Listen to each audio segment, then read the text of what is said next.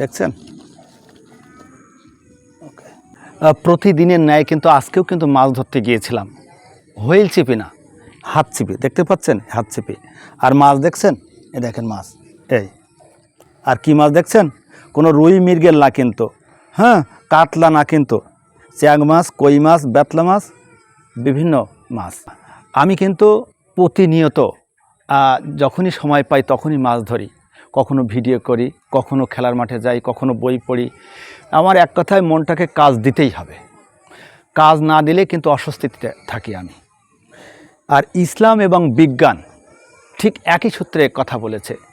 ইসলাম বলেছে যদি আপনি মনের কাজ না দেন তাহলে কিন্তু আপনার শয়তানি চক্র আসতে পারে, কুপ্রবৃত্তি প্ররোচনায় পড়তে পারেন, কিংবা আপনি শয়তানের আশায় পড়ে যেতে পারেন, আপনার দ্বারা খারাপ কাজ হয়ে যেতে পারে।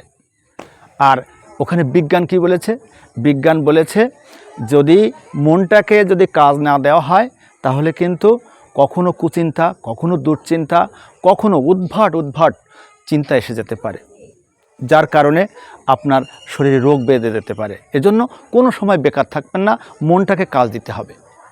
একটা তথ্য আপনাদের জানিয়ে রাখি যে বিজ্ঞান বা মনোবিজ্ঞানীরা কিন্তু গবেষণা করে দেখেছে যে এই যে ব্রেন, মস্তিষ্ক, এই 6 সেকেন্ডের বেশি আপনি স্থির থাকতে পারবেন না।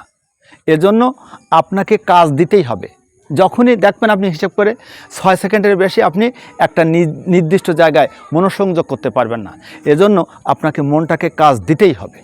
কখনো বেকার থাকবেন না, কখনো মনে আপনি কাজ ছাড়া থাকবেন না, তাহলে সুস্থ থাকবেন।